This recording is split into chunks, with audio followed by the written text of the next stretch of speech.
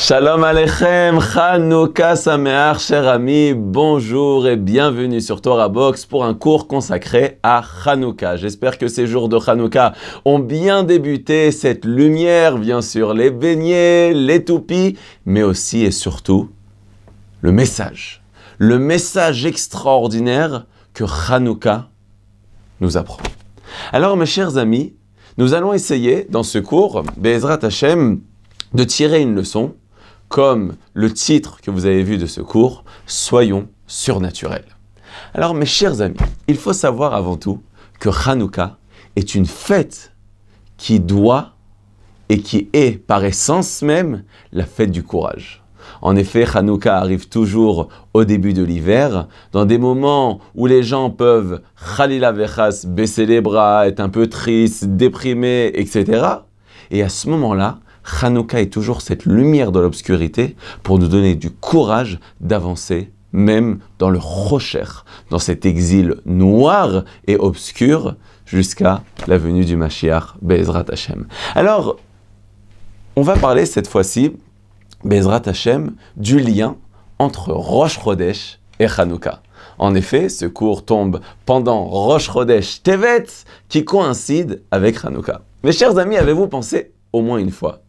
Dans toutes les fêtes du judaïsme, on ne retrouve pas de lien entre la fête et Rosh Chodesh. Pessah, c'est le 15 du mois. C'est jamais arrivé qu'il y a Rosh Chodesh au milieu de Pessah. Oui, vous êtes toujours avec moi? Shavuot, non plus. Il n'y a pas Rosh Chodesh à Shavuot. Sukkot, il n'y a pas Rosh Chodesh à Sukkot. C'est vrai, à Rosh Hashanah, c'est en même temps le premier jour du mois. Mais bon, Rosh Hashanah, c'est le premier jour de l'année. Donc c'est encore compréhensible. Mais Yom Kippour, même Purim.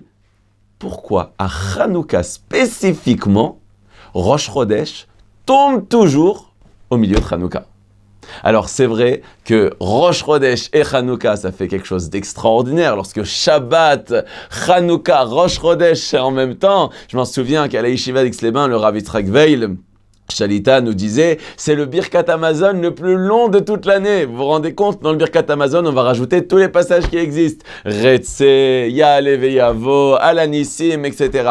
Donc c'est vrai que c'est un jour très puissant, Rosh Chodesh, Shabbat, Chanukah. Mais même quand le Rosh Chodesh et Chanukah, ça tombe en semaine, eh bien on a quand même 2 Sifrei Torah, ce qui est assez rare pendant la semaine de sortir 2 Sifrei Torah. Donc pourquoi Chanukah spécifiquement? Eh bien, on retrouve toujours Rosh Chodesh, ce grand jour de Rosh Chodesh qui coïncide avec Chanukah. Be'ezrat Hashem, à la lueur des paroles de Rav Matityahu Salomon, Shalita qui est le Mashgiach de l'Écoute, nous allons essayer de voir le lien très fort et intrinsèque qui lie Rosh Chodesh à Chanukah et apprendre comment le peuple juif, non seulement doit avoir du courage, doit avoir de l'espoir, mais de apprendre à être surnaturel. Mes chers amis, c'est parti! Vous pouvez marcher encore un petit peu de votre beignet et on y va! Be'ezrat Hashem. Alors, déjà, il faut savoir que les Yevanim, les Grecs, ont tout fait pour faire disparaître la Torah du judaïsme. Alors mes chers amis, mangez même un petit beignet pour encore avoir des forces, et c'est parti, Be'ezrat Hashem, Naaseh ve'Natzliach. Avant tout, il faut savoir que les Yevanim, les Grecs, ont tout fait pour faire disparaître toute la Torah du Ham Israël, du peuple juif. Mais en particulier, ils se sont focalisés sur 3 mitzvot de la Torah où ils ont décrété que dorénavant, ça sera interdit de les pratiquer. Je pense que vous avez sans doute déjà entendu quels sont ces 3 mitzvot. Il s'agit de Rosh Chodesh, Shabbat et Mila. Alors la question, pourquoi spécifiquement ces 3 mitzvot? Ils ont interdit de faire Shabbat. Shabbat, bon, tout le monde sait dans le judaïsme l'importance de Shabbat. Maintenant, on ne peut plus faire Shabbat. Plus faire Shabbat, ça ne veut pas dire plus de Dafina ou plus de Kugel ou plus de Gefilte Fish. Il y en a quelques-uns qui vont dire, se passer du Gefilte Fish, ça nous va tout à fait. Non, mais c'est tout l'ambiance, la Kdusha, la sainteté, la spiritualité, la profondeur de Shabbat qu'ils ont voulu faire disparaître. La Brit Mila, c'est aussi un point fort, essentiel, basique et fondamental du judaïsme. Mais on a aussi Rosh Chodesh. A priori, Rosh Chodesh, c'est quoi Rosh Chodesh? Qu'est-ce qu'il y a Rosh Chodesh? Un peu de Hallel, Moussaf, des crêpes c'est écrit qu'on a l'habitude de faire un bon repas à l'honneur de Rosh Chodesh, alors des petites crêpes, un peu de coca, des gaufres, quelque chose. Qu'est-ce qu'il y a de mal? Qu'est-ce que ça a tellement dérangé les Grecs Rosh Chodesh? D'accord? M'aurait dit Yom Kippour. D'accord? M'aurait dit Sukkot. D'accord? Pessah. D'accord? Non, Rosh Chodesh. Qu'est-ce qu'il y a Rosh Chodesh? Qu'est-ce qu'il y a Rosh Chodesh? Où ils ont dit non, il n'y aura plus de Rosh Chodesh. Et vous savez, on le dit pendant toutes les tfilotes de Hanouka, puisqu'on dit l'ashkicham toratecha ou la avira mechukeret sonecha. Les Yevanim ont tout fait pour nous faire oublier la Torah et de nous éloigner des préceptes de la volonté d'Akadosh Baruch Hu. Alors, pour essayer de comprendre, eh bien, il faut justement regarder avec plus de profondeur nos sources de la Torah, des Chazal et de Anshe Knesset Agdola. Vous savez qu'un des textes majeurs de la prière est le Shema. Shema Yisrael Hashem Elokeinu Hashem Echad. N'importe quel juif, même le plus éloigné, eh bien, connaît ce verset qui est le lien le plus fort entre Am Israël et Akadosh Baruch Hu. C'est le premier verset qu'il apprend l'enfant avec ses parents, lorsque tous les soirs, avant de dormir, la maman elle lui chante Amalach Hagoel ici. Ne vous entendez pas. Hein. Donc, avant de dormir, on va chanter le Amalach Hagoel, on va faire le schéma, et c'est aussi, eh bien, le dernier verset que Dieu nous en préserve le plus tard possible, lorsque, eh bien, une âme juive quitte ce monde. Donc, le schéma, qui est le fondement même du judaïsme, eh bien, représente une partie majeure de la prière. Maintenant, nos sages ont institué 2 bénédictions avant la lecture du schéma. Si le schéma est la base, puisque c'est la Kabbalat Ol Malchut Shamayim, c'est d'accepter sur soi le joug divin, eh bien, ces 2 bénédictions qui précèdent doivent sans doute avoir un fort lien avec la Kabbalat Ol Malchut Shamayim et donc l'essence même du judaïsme. Alors, regardons qu'est-ce qu'il y a dans ces brachot. Alors, dans les brachot du Kriyat Shema, si c'est Shabbat, vous connaissez tous le célèbre passage Laquelle Baruch Neimoti Yitenu Oyela Melech. C'est des louanges extraordinaires où on va dire qu'Akadosh Baruch Hu nous a donné des louanges, qu'Hachem il va nous donner cette lumière. Oui, Hanouka c'est la lumière, et bien cette lumière qui éclaira la ville de Sion et avec la venue du Mashiach. Mais il y a beaucoup plus tôt, on dit, juste après la première bracha, on dit Tov Yatzar Kavod Lishmo Meorot Natan Sevivot Ozo. Alors, si on traduit littéralement, Tov, celui qui est bon. C'est qui est bon?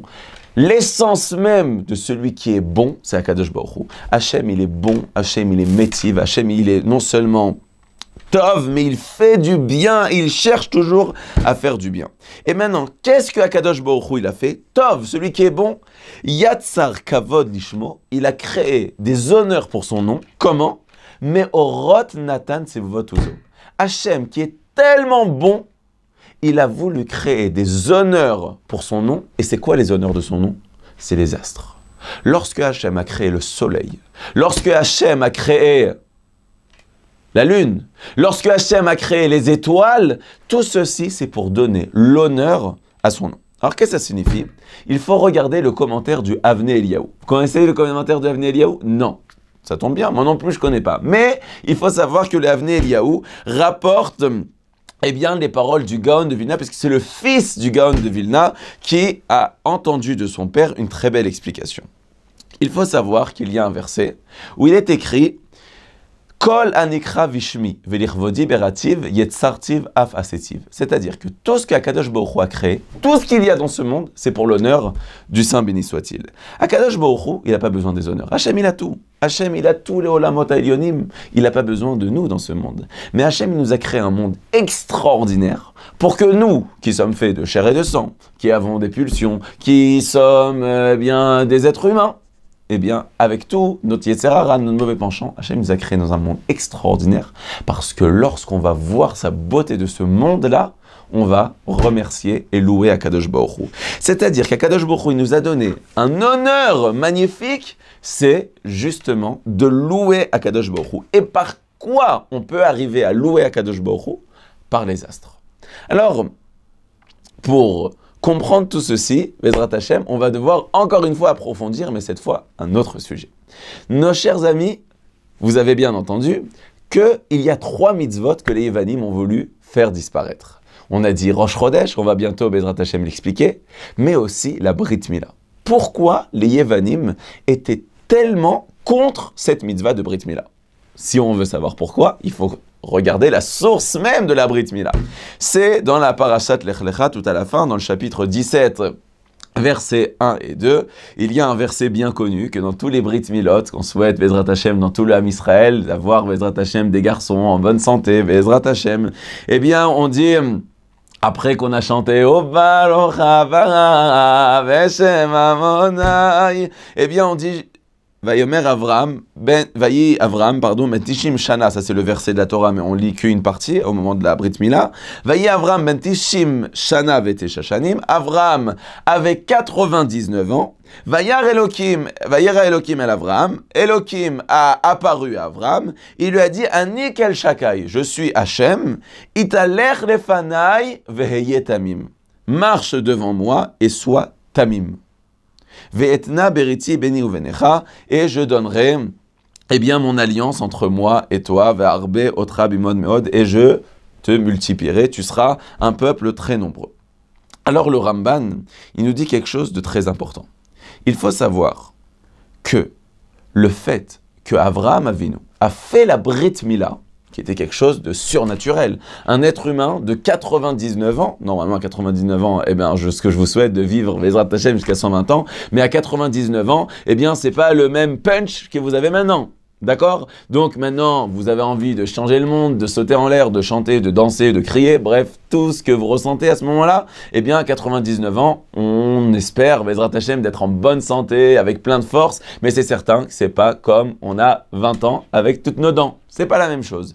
Donc, à 99 ans, le fait d'avoir été contre nature et d'avoir accepté de faire la Brit Mila, qui est un acte de bravoure, de courage extraordinaire, eh bien, ce mérite-là a représenté pour Akadosh Baruch Hu un effort immense à un point que le Ramban, et ça vaut le coup de le lire, le Ramban nous dit Ki hu atakif amenatzeach, il a été Avraham Avinu le puissant, sheigbar al mazalo, qui a dominé, eh bien, son mazal, veyolid veyebrit beno benzaro, et donc il va y avoir dorénavant une alliance entre Avraham, la descendance d'Avraham Avinu, donc nous tous, le Ham Israël, et Akadosh Baruch Hu, que Hachem va faire que le Ham Israël ne sera plus dépendant des astres. Il ne sera plus dépendant, eh bien, je parle pas de l'horoscope, mais je parle même de tout ce qui est le mazal. Le mazal, on va dire, bon, bah, c'est comme ça, c'est la destinée. Non, il n'y a plus tout ça. Maintenant, le Ham Israël sera au-dessus de la nature. Et tous les nissim, veniflaot, qui arrivent au peuple juif depuis la Brit Mila, il faut savoir qu'ils sont par le mérite de la Brit Mila. Alors, le fait que Avraham Avinu a pris sur lui de faire la Brit Mila et qu'il est rentré en alliance avec Hachem, il a mérité un comportement d'Akadosh Baruch Hu avec lui et sa descendance qui est au-dessus de la nature. Et donc, le fait que Avraham Avinu est sorti de la nature, eh bien, lui et tous ses descendants qui feront jusqu'à maintenant la mitzvah de la Brit Mila, sortiront de tous les marachot hashamaim, de tous les astres, et donc de tout leur mazal, et ils arriveront à avoir des miracles cachés, et tous les miracles cachés qui arrivent, eh bien, il faut savoir que c'est par le mérite de la Brit Mila, et si tout le peuple juif a réussi, eh bien, à résister à travers le monde, dans toutes les générations, c'est parce qu'il a ce mérite d'être surnaturel. Il explique, Rav Eliyahu Lopian, parce qu'on sait que dans ce monde, il y a une mesure de justice, il y a aussi une mesure de miséricorde. Et il y a un comportement divin qui est bien connu, celui qu'on appelle Mida Keneged Mida, mesure pour mesure. Comme les paroles de nos sages qui nous disent Bemida chez Adam Moded, Modedin lo. C'est-à-dire comment une personne se comporte, Hachem se comporte avec lui. Et donc si Abraham Avinu a fait une action qui était contre nature, qu'il a été prêt à se changer, parce que la nature, c'est d'accepter comme je suis, et Abraham Avinu, eh bien, a enlevé une partie de son corps pour Akadosh Baruch Hu, donc il devient surnaturel. Donc Akadosh Baruch Hu promet qu'avec lui aussi, il se comportera toujours de manière surnaturelle. Les Yevanim, les Grecs, avaient en haine tout ce qui était spirituel. D'accord? C'était les hellénistes, c'était la raison, c'était le mettre en valeur le corps, oui, Jeux olympiques. Et donc, tout ce qui est spirituel, et donc surnaturel, va en opposition totale avec toute leur logique de réflexion. Lorsque les Yevanim, que eux, ils prônent, eh bien, le monde qui est dirigé par la nature, qu'il y a une nature qui est bien fixée, que, chas v'shalom, on veut faire disparaître tout le côté de Am Ségoula, du peuple juif qui est au-dessus de tout, eh bien, ils se sont attaqués précisément à la Brit Mila, parce que la Brit Mila est ce qui fait que le peuple juif est sur nature, et en dehors de la nature. Et eux qui voulaient à tout prix que le monde soit d'après la nature, n'ont pas pu accepter cette Brit Mila qui donnait une force extraordinaire spirituelle au peuple juif, et c'est pour ça qu'ils se sont tellement battus. Donc on comprend maintenant pourquoi la Brit Mila. On revient, pas à nos moutons, mais à notre cher Rosh Chodesh. Mais alors finalement, qu'est-ce qu'il y avait de mal à Rosh Chodesh? Si on veut savoir qu'est-ce qu'il y a de mal à Rosh Chodesh, il faut savoir qu'est-ce qu'il y a de bien dans Rosh Chodesh. Et là, on se tourne dans la Gemara Sanhedrin, page 42a. La Gemara nous dit Amar Rabbi Yochanan. Rabbi Yochanan nous dit Kol hamevarech ala Chodesh bizmano. Celui qui fait Birkat Alevana, c'est-à-dire, vous savez, tous les débuts du mois, la néoménie en bon français, tous les débuts de mois, il y a le peuple juif qui a l'habitude, après 3 jours, après 7 jours, chacun d'après ses coutumes, du nouveau mois, lunaire bien sûr, eh bien de faire la beracha de la lune. D'accord? Kiddush Alvana, Birkat Alvana, chacun comment il l'appelle. Eh bien la Gemara nous dit à Rabbi Yochanan, quiconque fait cette bénédiction à son temps, en son temps, Kilu Mekabel Pene Ashrina. C'est comme s'il a reçu la présence divine. D'où on sait ça, on apprend d'un verset, Zekili Vanveo, etc. Et là, on a le célèbre passage qu'on récite dans le Kiddush Alvana. Tana Dave Rabbi Ishmael. Rabbi Ishmael, il a dit, il a enseigné, Ilmal Yelozachu Israël, Agbil Panavem Shemashmaim Pechol Chodesh Vechodesh Dayam. Si on avait le mérite juste d'avoir une fois de recevoir Akadosh Baruch Hu, ça nous aurait suffi. Donc, Abaye, il dit, c'est pour ça que c'est tellement important que le Kiddush Alvana, on ne le fait pas assis, on le fait debout. Vous vous rendez compte? Une petite mitzvah comme ça prend combien de temps Kiddush Alvana? Toujours, je dis, voilà, ça va trop vite. 5 minutes, 7 minutes maximum, Kiddush Alvana, on fait une petite ronde dans la rue et c'est terminé. Et ça, c'est comme si tu reçois la présence divine. Mais pourquoi c'est tellement élevé, Kiddush Alvana? Pourquoi c'est tellement grand, Rosh Chodesh? Rabbeinu Yona, il nous explique qu'est-ce qu'il y a dans Rosh Chodesh et dans Kiddush Alvana, comme s'il a reçu la présence divine. Pourquoi? Alors il nous dit, Rabbeinu Yona, vous le savez tous, Akadosh Baruch Hu n'est pas visible. D'accord? Akadosh Baruch Hu, eh bien, n'est pas nireh la'ayin, comme on dit en hébreu. C'est-à-dire qu'on ne peut pas le voir par nos yeux. La seule manière de voir Akadosh Baruch Hu, c'est par sa puissance et par ses actions extraordinaires. Il y a un verset dans Isaïe 45, 15, où il est écrit « Achen ata kel mistater eloke Yisrael Moshia » Toi, Akadosh Baruch Hu, tu te caches et tu te dévoiles par tes secours. C'est-à-dire que même si Akadosh Baruch Hu, on ne peut pas toujours le voir, mais par les nissim qu'il fait, par les grandes choses qu'il y a dans ce monde, c'est comme ça qu'on peut voir la grandeur d'Akadosh Baruch Hu. Alors, qu'est-ce qu'il y a dans le monde où on voit vraiment la grandeur d'Akadosh Baruch Hu? Eh bien, il nous dit, Rav Shlomo, le Grachaz, il nous dit, s'il y a vraiment quelque chose qui est incroyable dans la nature, c'est tout le cycle lunaire. En effet, s'il y a dans toute la nature, et pourtant il y a beaucoup de choses dans la nature, il y a les montagnes, il y a la pluie, il y a la mer, il y a tout ce que vous voulez, mais s'il y a vraiment quelque chose qui montre d'un côté la grandeur d'Akadosh Baruch Hu, d'un côté aussi la force du Teva, de la nature qu'Akadosh Baruch Hu il a créée, eh bien c'est le cycle lunaire. En effet, le cycle lunaire est calculé, minuté, à la seconde près, à un tel point qu'on peut savoir dès maintenant, pour dans 100 ans, ou même dans 1000 ans, quel sera exactement le moment du Molad. Vous savez bien, il y a des calendriers où, c'est la chorma du peuple juif, des calendriers qui peuvent vous dire exactement dans 100 ans à quelle heure la lune elle apparaîtra. Alors, que la pluie, même si c'est la nature, c'est beau, mais est-ce que personne au monde pourra vous dire exactement à cette heure-ci il y aura la pluie? Combien de fois, dans toutes les prévisions météorologiques, ils sont trompés? Combien de fois ça arrive? Combien de fois ils annonçaient la neige au grand bonheur de nos chers enfants et la neige, elle n'est pas arrivée. Surtout en Eretz Israël, qui est un pays qui est hors nature. Mais en tout cas, même des tsunamis, avec tous les moyens technologiques qu'on a dans ce monde, est-ce qu'ils sont capables de prévenir un tsunami? À la rigueur, dans la même journée, ils peuvent prévenir, que Dieu préserve. Des tremblements de terre, on peut prévoir? Non. Mais s'il y a quelque chose que ça se voit à l'œil nu, vous allez me dire, le cycle solaire, c'est vrai, mais ce n'est pas quelque chose qu'on peut voir. Mais le cycle lunaire, de voir la lune qui disparaît, qui réapparaît, on peut savoir de manière claire et nette. Et c'est quelque chose qui ne change pas.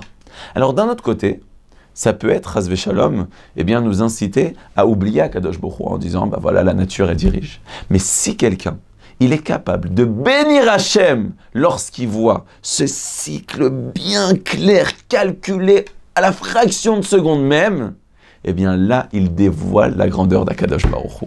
Là, il montre combien Akadosh Baruch Hu, qui se cache, se dévoile par rapport à ses grandes actions. Hanouka, c'est le moment du grand secours. Qu'est-ce qu'on dit à Hanouka? Oh yalla nisim, ve yalla purkan, ve yalla gvuros, ve yalla tchuros, ve yalla milchomos, sheyosis olav oiseinu, bayom imoem bazman azeh. Il y en a qui me disent, mais qu'est-ce que tu chantes en plein milieu de tes cours? Mais on peut pas, comment on va raconter Hanouka sans chanter? Hanouka, ça doit pas être froid et sec, ça doit pas être comme un singe, on allume une bougie, on va dormir, chas v'shalom. Ça doit nous renforcer, nous réveiller, on doit chanter automatiquement. C'est la joie de Hanouka, c'est la simcha de Hanouka. Hanouka, c'est le moment du secours. Le chasitash teshua gedola bayom hazeh, c'est un jour de secours extraordinaire, où Hachem s'est dévoilé par sa grandeur. À ce moment-là, lorsque à Hanouka, on proclame la grandeur d'Akadosh Baruch Hu par ses actions, ça doit coïncider automatiquement avec Rosh Chodesh. Parce que Rosh Chodesh, c'est la manière de dévoiler que toutes ces natures, elle est de par Akadosh Baruch Hu. Alors c'est vrai que dans Rosh Chodesh, il y a une autre dimension qui explique beaucoup de Baalei Moussar, que Ramatissio Salomon n'a pas développé ici, mais qu'on pourrait rajouter que beaucoup de Baalei Moussar disent que Rosh Chodesh, c'est la force du peuple juif, que même si la lune, elle a apparu, mais si le tribunal rabbinique du Sanhédrin n'avait pas dévoilé que c'est Rosh Chodesh, ça ne sera pas Rosh Chodesh. Donc, le peuple juif a la force de donner la sainteté au jour. Vous vous rendez compte? Si le Sanhédrin ne dit pas aujourd'hui c'est Rosh Chodesh, Yom Kippour, ça sera un jour après. Ah, pourquoi? Parce qu'Hachem, il a donné la force au peuple juif. Donc, il y a aussi quelque chose de surnaturel. Et c'est pour ça que c'est tellement important. Et c'est obligatoire que Rosh Chodesh coïncide toujours avec Hanouka. J'espère que vous avez enfin eu la réponse à votre question. Hanouka et Rosh Chodesh, c'est les deux manières de dévoiler la grandeur d'Akadosh Baruch Hu. Que Akadosh Baruch Hu, par ses astres, par ses lumières extraordinaires, par ses fonctionnements qu'il a tout créé, par la grandeur d'Akadosh Baruch Hu, dans cette perfection exacte, là on voit Tov Yatzar Kavod Lishmo Morot Natan Sevuvot Ozo. Hachem se dévoile sa bonté et sa grandeur par tous les astres qu'il a créés. Alors c'est pour ça, encore une fois, que les Yevanim en voulaient à Rosh Chodesh. C'était encore une fois que le Ham Israël est surnaturel. Lorsqu'il voit la nature, il reconnaît Akadosh Baruch Hu derrière tout ça. Et ça, c'est quelque chose de magnifique. Alors, je me permettrai de rajouter, Shabbat. Pourquoi ils ont attaqué Shabbat?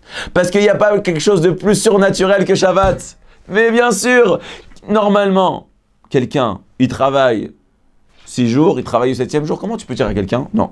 Aujourd'hui, ni tu allumes la lumière, ni tu prends ta voiture, ni tu parles à tes parents, tu parles pas à ta mère. Tu as une maman sfarade qui t'adore et qui te fait des youyou chaque fois que tu l'appelles pas. Comment qu'un enfant, même les mères ashkénazes, elles sont magnifiques. Je ne fais pas de racisme, je suis ashkénaze, vous inquiétez pas. Mais dans tous les cas, tu n'appelles pas ta mère pendant Shabbat? Non. Et comment? Et tu prends pas la voiture, tu téléphones pas, tu vis pas avec ce monde, mais ça veut dire quoi? Tu es surnaturel. encore une fois, c'est la force du Ham Israël qui est au-dessus de la nature. Eh bien, par ce mérite-là, Akadosh Baruch Hu, il envoie toutes les brachot. Et ça, c'est quelque chose de très grand, mes chers amis. Sachez que ce que Akadosh Baruch Hu nous demande, c'est quelque chose de très fort. Ça demande beaucoup d'efforts. Mais chaque mitzvah que vous faites, c'est quelque chose de surnaturel. La Brit Mila, c'est au-dessus de la nature. Rosh Chodesh, c'est au-dessus de la nature. Shabbat, c'est au-dessus de la nature. Mais par ce mérite-là, Hachem nous fait des miracles qui sont au-dessus de la nature. Le Ham Israël, il se retrouvait dans une époque avec les Grecs. Eh bien, les Grecs, ils dominaient. Qu'est-ce qu'ils auraient pu faire? La nature, c'est on respecte le monde. Tant pis. Ils ont été contre la nature. Ils ont dit non. Je ne vais pas accepter. Alors ils sont 13, comme ça, tzadikim, je ne sais pas combien de force ils avaient par rapport à une armée, même s'ils étaient les plus grands, Rambo et Schwarzenegger de l'époque, eh bien, ça aurait été jamais l'armée grecque. Et les éléphants. Eh bien, ils n'ont pas réfléchi, ils ont été contre nature, ils ont mérité d'être au-dessus de la nature. Mes chers amis, c'est vrai que le judaïsme nous demande des efforts, mais sache que quand toi tu vas contre ta nature, comme Abraham Avinu qui fait la Brit Mila, ça veut dire qu'il est prêt à accepter le joug divin, alors qu'il efface ses pulsions naturelles, il efface ses volontés intrinsèques en lui qui voudraient de fauter. Eh bien, lorsque tu vas contre ta nature, Hachem t'envoie des nissim qui sont surnaturels. Et ça, c'est quelque chose de très, très grand. Mes chers amis, chaque fois que vous faites Shabbat, chaque fois que vous faites les Moudat Torah, chaque fois que vous travaillez sur vous, vos midot, vous méritez des miracles. Pourquoi? La Gemara, elle dit que celui qui se retrouve, chas v'shalom, devant Dvar Avera, comme Yosef Hatzadik qui s'est retrouvé en face de la femme de Putifar, qui l'a séduit pour, fauter dans le péché, et l'inceste, l'adultère, eh bien, il a refusé.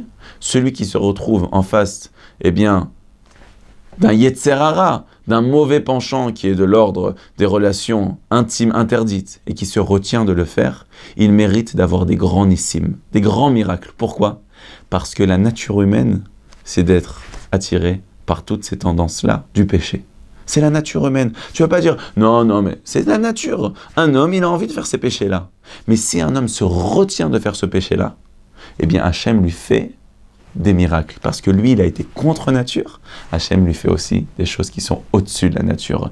Il est écrit que celui qui se retient, oui, c'est écrit quelqu'un qui ne s'énerve pas. Celui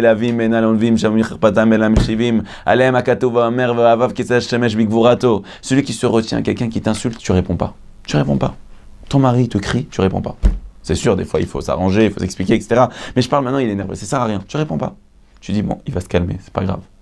Tu réponds pas, il mérite une lumière que aucun ange ne mérite. Pourquoi tu vas contre la nature? Tu mérites des choses qui sont au-dessus de la nature. Et ça, c'est quelque chose de très, très grand dans le judaïsme. C'est très, très, très, très important. Et c'est pour ça que on voit que le Ham Israël est surnaturel. Abraham Avinu était stérile, Sarah était stérile, Yitzhak n'avait pas d'enfant, Rachel n'avait pas d'enfant. Mais pourquoi? Pourquoi tous nos ancêtres? Pourquoi tous les pères, les mères du Ham Israël, ils n'avaient pas d'enfants? Pour te montrer que En Mazal Israël. Parce que la naissance même du peuple juif n'est pas d'après la nature. Parce que de faire les mitzvot, c'est d'aller contre-courant. C'est quoi Abraham à Ivry? C'est celui qui est de l'autre côté. C'est surnaturel. Eh bien, il mérite d'être toujours surnaturel et de résister et de persister à travers toutes les générations. Alors, mes chers amis, c'est ça, ce message de Hanouka. Regardez, ces belles fioles d'huile, ces belles flammes, eh bien, elles sont là à nous renforcer et à nous dire, regarde bien, cette flamme perdurera jusqu'à la fin des temps. Tu as fait un effort, c'est pas facile, eh bien, tu mériteras toi aussi d'être au-dessus de la nature. Mes chers amis, qu'on puisse accomplir cela, mériter toutes les brachot. Et justement, à Hanouka, c'est ce moment d'espoir, de courage, de simcha, de joie pour avancer dans la vie et de mériter des grands miracles jusqu'à la venue du Mashiach. Mes chers amis, Hanouka Sameach, et c'est parti pour chanter. Ala Nissim, Veyala Porkan, Veyala Gvuros, Veyala Tshuvos, Veyala Milchamos, Sheyosisa.